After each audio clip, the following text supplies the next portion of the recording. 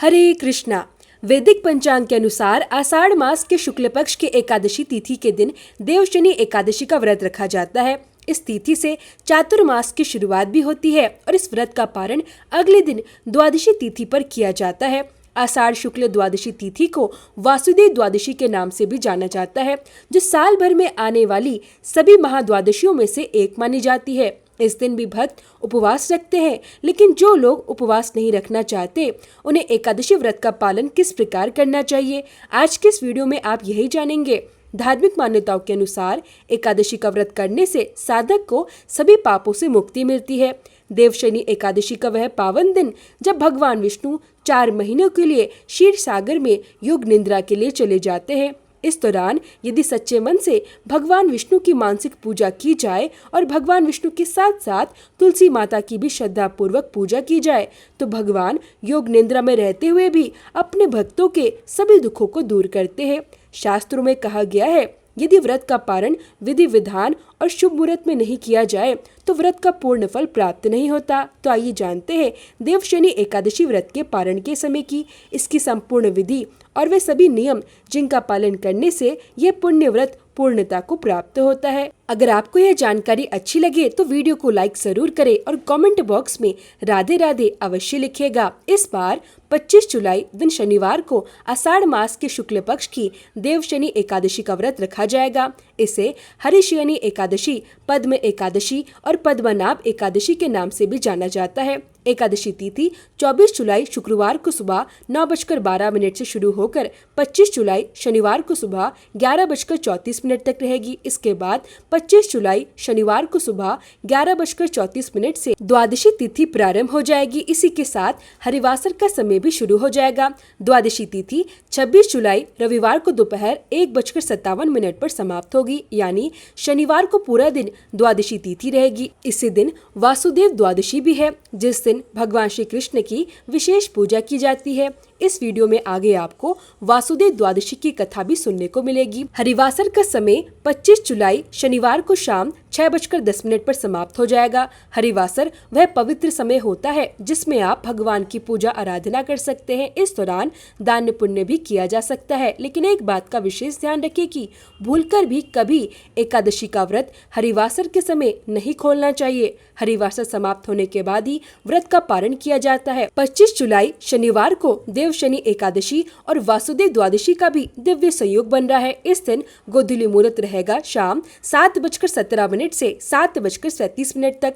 भगवान श्री कृष्ण को गौ माता से अत्यंत प्रेम है, इसलिए इस समय आप गौशाला के आसपास घी का दीपक जला सकते हैं, गौ माता की परिक्रमा कर सकते हैं। साथ ही अपने घर के मुख्य द्वार पर या अपने आसपास स्थित भगवान श्री विष्णु अथवा भगवान श्री कृष्ण के मंदिर में भी घी का दीपक जला सकते हैं। गोधूली मुहूर्त में दीपदान करने से अत्यंत पुण्य की प्राप्ति होती है। आइए अब जानते हैं 26 जुलाई रविवार के शुभ मुहूर्त के बारे में। इस दिन ब्रह्म मुहूर्त सुबह 4:16 से 4:58 तक रहेगा। सूर्योदय सुबह 5:39 पर और सूर्यास्त होगा शाम 7:16 पर। प्रातःकाल पूजा का शुभ मुहूर्त सुबह 4:37 से 5:39 तक रहेगा। इस बार बहुत से शुभ योग भी बन रहे हैं, जैसे इंद्र योग पूरे दिन रहेगा और रात 10:05 पर समाप्त होगा। सर्वार्थ सिद्धि योग सुबह 7:34 से 27 जुलाई की सुबह 5:40 पर समाप्त होगा। गोधूली मुहूर्त शाम 7:16 से 7:37 पर होगा। राहुकाल शाम 5:34 से 7:16 पर। अब जानते हैं व्रत पारण के शुभ मुहूर्त के बारे में। देवशनि एकादशी व्रत का पारण 26 जुलाई दिन रविवार को सुबह 5:39 से 8:22 के बीच किया जाएगा। वैसे तो सुबह का समय ही व्रत पारण के लिए सबसे उत्तम माना गया है, लेकिन यदि किसी कारणवश आप सुबह व्रत का पारण नहीं कर पाते हैं तो ऐसे में दोपहर 1 बजे से 3 बजे के बीच भी एकादशी व्रत का पारण कर सकते हैं। अब बात करते हैं व्रत का पारण किस प्रकार करना चाहिए। व्रत का पारण करने से पहले भगवान विष्णु की विधि विधान से पूजा अवश्य कर ले। यदि आप दान की सामग्री पहले दान करना भूल गए हैं या दक्षिणा देना रह गया है तो द्वादशी तिथि के दिन पूजा करते समय मंदिर में कुछ दान दक्षिणा अवश्य रखें। इसके बाद किसी योग्य और जरूरतमंद व्यक्ति को उस दान सामग्री का दान अवश्य करें। दान की सामग्री में आप सीधा सामग्री यानी कच्चा अनाज निकाल सकते हैं, जिसमें हल्दी अवश्य रखें, कोई भी पीली वस्तु रखें, चाहे वह पीले वस्त्र हो या चने की दाल। साथ में कुछ दक्षिणा रखें। यदि संभव हो तो फल और मिठाई भी अवश्य रखें। और यदि आपकी सामर्थ्य इन सब की नहीं है तो आप केवल दक्षिणा भी किसी योग्य या निर्धन व्यक्ति को दान में दे सकते हैं। भगवान के लिए सात्विक भोग तैयार करें। यदि संभव हो तो शुद्ध घी में भोग बनाएं। यदि शुद्ध घी उपलब्ध ना हो तो आप तिल के तेल या नारियल के तेल में भी भगवान के लिए भोग तैयार कर सकते हैं। भोग में आप खिचड़ी, पूरी, पकवान आदि बना सकते हैं। ध्यान रखें कि इनमें लहसुन और प्याज का बिल्कुल भी प्रयोग न हो। यह सात्विक भोग भगवान को अर्पित करें। आप पंचामृत का भोग भी लगा सकते हैं और मिठाइयों का भोग भी अर्पित कर सकते हैं। एक बात का विशेष ध्यान रखें कि भगवान के हर भोग में तुलसी का पत्ता अवश्य होना चाहिए। देवशनि एकादशी के दिन भगवान विष्णु को शयन कराया जाता है। इसी के साथ चातुर्मास का आरंभ होता है और पूरे 4 महीनों तक सच्चे मन से तुलसी जी की पूजा करने का संकल्प लिया जाता है। इसलिए द्वादशी तिथि के दिन सुबह की पूजा करने के बाद तुलसी माता की पूजा अवश्य करें। तुलसी जी को जल अर्पित करें, उन्हें भोग प्रसाद चढ़ाएं, तिलक लगाएं और 3 बार तुलसी जी की परिक्रमा करते हुए इन मंत्रों का जाप करें। ओम सुप्रधाय नमः, ओम श्री विष्णु प्रियाय नमः, ओम हरि प्रियाय नमः। इसके बाद अपनी मनोकामनाओं की पूर्ति के लिए प्रार्थना करें। साथ ही यह भी प्रार्थना करें कि इन पूरे 4 महीनों तक तुलसी माता आप और आपके परिवार पर अपनी संपूर्ण कृपा दृष्टि बनाए रखे। अब आइए जानते हैं वासुदेव द्वादशी के बारे में। इस वीडियो में आप वासुदेव द्वादशी की कथा भी सुनेंगे। साथ ही जानेंगे कि वासुदेव द्वादशी का महत्व क्या है और निसंतान दंपति के लिए यह व्रत इतना विशेष क्यों माना जाता है। इस दिन किस प्रकार पूजा करनी चाहिए, यह सभी बातें आप विस्तार से जानेंगे। इसलिए वीडियो को धैर्य पूर्वक अंत तक अवश्य देखिए। अब सुनिए वासुदेव द्वादशी की कथा। वासुदेव द्वादशी का व्रत भगवान श्री कृष्ण को समर्पित माना जाता है। आषाढ़ मास और चातुर्मास के आरंभ में आने वाली यह द्वादशी अत्यंत पुण्यदायी मानी गई है। इस दिन भगवान श्री कृष्ण के साथ साथ भगवान विष्णु और माता लक्ष्मी जी की भी विधि विधान से पूजा की जाती है।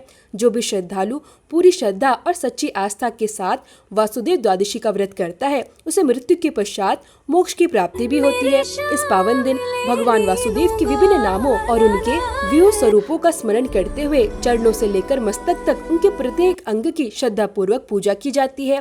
हमारे शास्त्रों में इस दिन उपवास रखने का विशेष महत्व बताया गया है। विशेष रूप से यदि कोई निसंतान दंपति संतान प्राप्ति की कामना रखते हैं तो उन्हें वासुदेव द्वादशी का व्रत अवश्य करना चाहिए।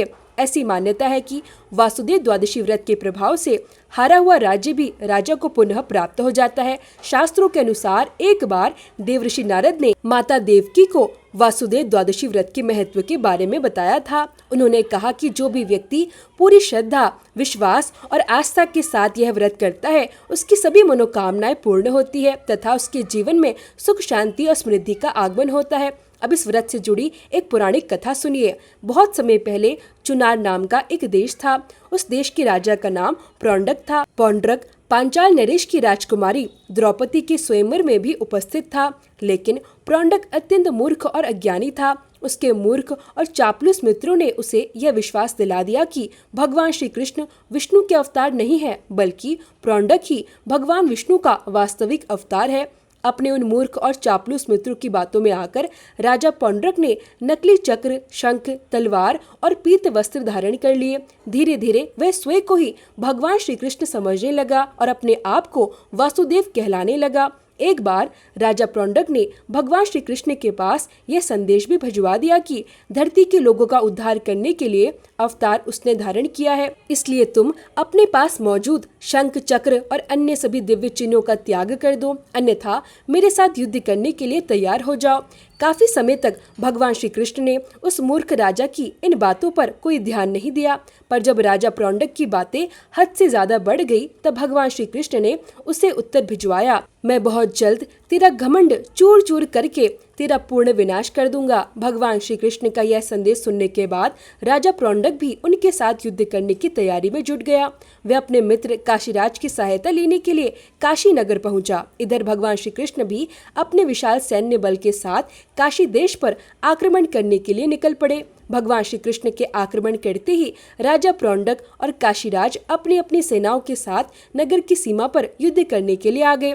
युद्ध के समय राजा पौंड्रक ने शंख, चक्र, गदा, धनुष, रेशमी पीताम्बर आदि धारण किए हुए थे और वह गरुड़ पर विराजमान था। उसने बहुत ही नाटकीय ढंग से युद्ध भूमि में प्रवेश किया। राजा प्रोंडक के इस बनावटी अवतार को देखकर भगवान श्री कृष्ण को बहुत हंसी आई। इसके बाद भगवान श्री कृष्ण ने राजा प्रोंडक का वध कर दिया और फिर वापस द्वारका नगरी लौट गए। युद्ध समाप्त होने के बाद बदले की भावना से प्रेरित होकर प्रोंडक के पुत्र ने भगवान श्री कृष्ण का वध करने के उद्देश्य से मारण पुरुषचरण यज्ञ करवाया। लेकिन भगवान श्री कृष्ण को मारने के लिए जो अग्नि की प्रचंड ज्वाला द्वारका की ओर गई थी, वह वापस लौटकर काशी आ गई और वही सुदर्शन की मृत्यु का भी कारण बन गई। उस अग्नि ने काशी नरेश के पुत्र सुदर्शन को भी भस्म कर दिया। द्वादशी तिथि का एक शुभ नाम यशोवाला भी है। यदि सोमवार, बुधवार या शुक्रवार के दिन द्वादशी तिथि पड़े तो यह अत्यंत सिद्धिदायिनी मानी जाती है। वही यदि रविवार के दिन द्वादशी तिथि पड़ रही हो तो ककराज दग्ध योग का निर्माण होने के कारण यह तिथि मध्यम फल प्रदान करती है। दोनों ही पक्षों की द्वादशी के दिन भगवान शिव का वास शुभ स्थिति में माना गया है, इसलिए इस तिथि के दिन भगवान शिव का पूजन करना भी अत्यंत शुभ और फलदायी माना जाता है। वासुदेव द्वादशी के दिन सूर्योदय से पहले उठकर स्नान करें और उसके बाद स्वच्छ वस्त्र धारण करें। अब भगवान वासुदेव और माता लक्ष्मी की प्रतिमाओं पर थोड़ा सा गंगाजल छिड़ककर उन्हें शुद्ध करें। इसके बाद एक चौकी पर साफ पीला या सफेद वस्त्र बिछाकर भगवान वासुदेव और माता लक्ष्मी की प्रतिमाओं को स्थापित करें। अब भगवान वासुदेव को हाथ का पंखा और पुष्प अर्पित करें। फिर प्रतिमाओं के समक्ष धूप और दीप प्रज्वलित करें। भगवान वासुदेव को भोग के रूप में पंचामृत के साथ खीर या कोई अन्य मिठाई अर्पित करें जिसमें तुलसी पत्र अवश्य हो। पूजा संपन्न होने के बाद श्री विष्णु सहस्त्र नाम का पाठ करें। इस दिन भगवान श्री कृष्ण की स्वर्ण की प्रतिमा का दान करना अत्यंत पुण्यदायी माना गया है। किंतु यदि धन का अभाव हो तो मिट्टी या किसी अन्य धातु की प्रतिमा का दान भी किया जा सकता है।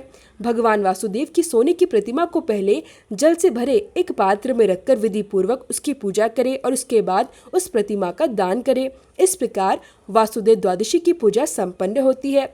भक्तों की जो भी मनोकामनाएं हो उनकी पूर्ति के लिए इस दिन सच्चे मन से भगवान वासुदेव से प्रार्थना अवश्य करनी चाहिए। वासुदेव द्वादशी के दिन सुबह से लेकर शाम तक व्रत रखें। इसके बाद एक समय फलाहार करें और अगले दिन अन्न ग्रहण करें। यह थी आज की वीडियो। उम्मीद है आपको यह जानकारी पसंद आई होगी।